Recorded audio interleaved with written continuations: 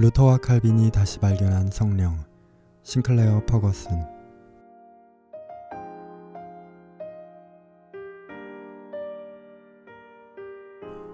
루터의 이야기는 잘 알려져 있지만 그에 비해 칼빈의 이야기는 덜 알려져 있다.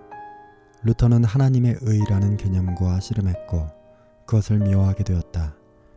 그에 반해 칼빈은 하나님에 대한 확실한 지식을 향한 엄청난 갈증을 갖고 있었지만 결국 발견하지 못했다. 루터가 은혜로운 하나님을 찾았던 반면 칼빈은 하나님에 대한 진실되고 확실한 지식을 추구했다는 게 전체 이야기라고 볼 수는 없지만 나름 일리가 있다. 루터의 경우 중세 후기 가톨릭의 의식이 그에게 죄로 고통하는 양심에 평화를 주지 못했고 죄를 씻어내지도 못했다. 칼빈의 경우에는 교회뿐 아니라 10대와 20대 초반에 그가 보여준 엄청난 지적 훈련과 중세 후기 인본주의 학문의 습득조차도 그를 하나님에 대한 확실한 지식으로 이끌지는 못했다. 이 두 사람의 배경, 교육, 기질 및 개성의 모든 차이점에도 불구하고 로마서 1장 16절 및 이후 구절이 그들이 회심에 중요한 역할을 했다고 말하는 것은 상당히 설득력이 있다. 우리는 루터가 로마서 1장 16에서 17절과 씨름한 것을 잘 알고 있다. 그는 이 구절을 싫어했다. 그 구절 속에는 풀 수 없는 수수께끼가 있다고 생각했다. 바울이 부끄러워하지 않았던 좋은 소식에 하나님의 의가 도대체 어떤 역할을 할 수 있다는 것인지, 하나님의 의가 인간에게 하는 역할은 오로지 저주뿐이라고 루터는 강하게 느꼈다. 그러나 그가 나중에 기록했듯이 그의 눈이 열렸다. 그는 로마서 9절을 읽는 동안은 눈이 멀어 있었다. 글자들을 보았지만 그 의미를 파악하지 못했다. 그러나 루터는 그 의가 죄인을 의롭게 만드는 하나님의 의라는 사실을 알았다.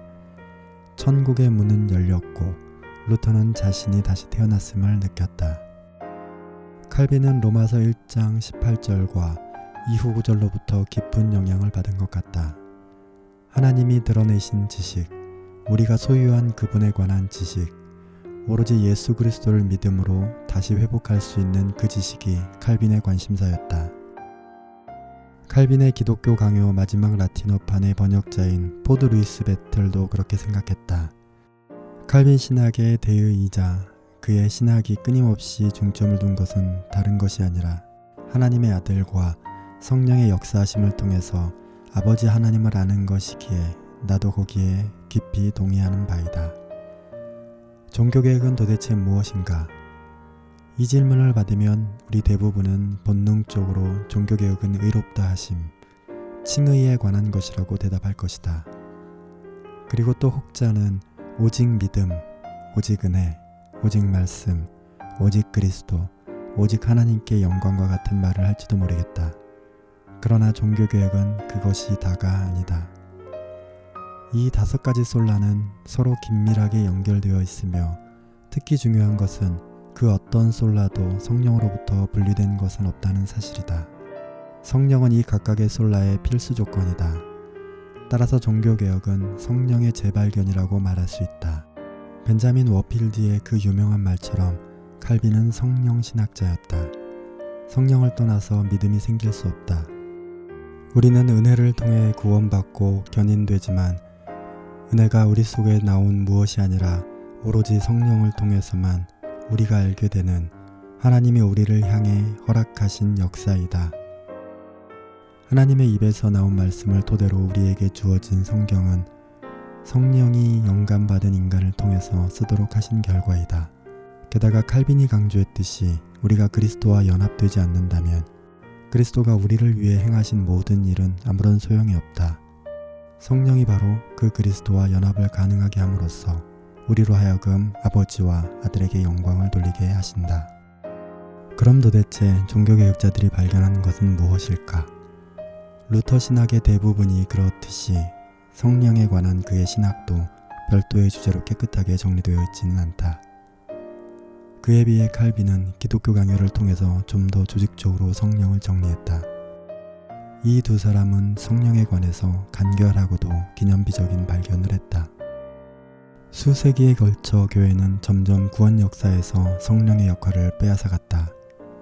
그 사실은 성례를 통해 은혜와 구원이 개인에게 주어졌다고 가르친 사실을 보면 알 수 있다. 어떤 의미에서 실욕적인 이유 때문에 구원은 성례에 갇혀버렸고 구원에 필요한 열쇠는 이제 신부들과 교회 관리자의 주머니 속으로 들어갔다. 그 결과는 신학적으로나 실제적으로 재앙이었다.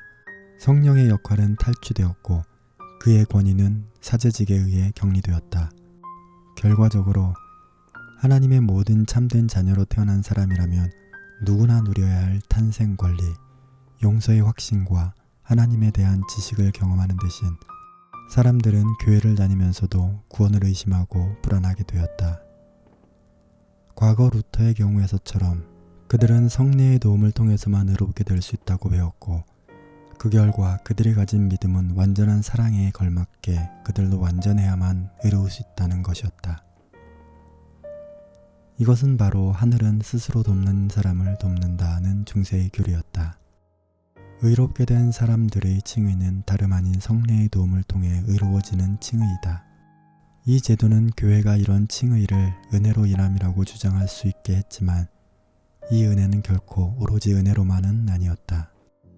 이 은혜는 성례라는 도움과 점진적 발전이 필요했다.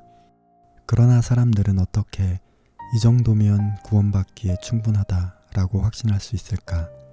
그 누구도 구원에 대해서 낙관할 수 없었다. 그게 어떻게 가능하겠는가? 이 지점이 바로 성령을 통해서 루터와 칼빈이 눈을 뜨게 된 지점이다. 칼빈이 즐겨 말했듯이 우리의 모든 구원은 오로지 그리스도 안에서만 발견된다는 사실 말이다. 바로 여기서 성령이 역할을 한다. 장님의 눈을 뜨게 하고 굳어진 마음을 녹이고 그래서 우리를 가까이 불러 구원의 믿음에 반응하도록 한다. 루터가 자신이 거듭났다고 또 천국의 문을 완전히 열렸다고 느낀 건 분명하다. 칼빈이 교회가 그동안 부당한 지식을 가르쳐왔다는 사실을 알았을 때 그가 갑작스럽고 또 예기치 않은 회심을 경험했다면 그건 하나도 놀라운 일이 아니다. 교회는 성도와 그리스도 사이에 자신을 부당하게 끼워 넣는다. 그러나 성령이 오셨고 칼빈은 구원의 모든 과정이 오로지 그리스도 안에서만 가능하다는 것을 발견했다. 그렇기에 존 낙스가 종교개혁에 대한 설명으로 하나님께서 평범한 사람들에게 성령을 풍성하게 주신 것이라고 말한 것은 놀라운 일이 결코 아니다.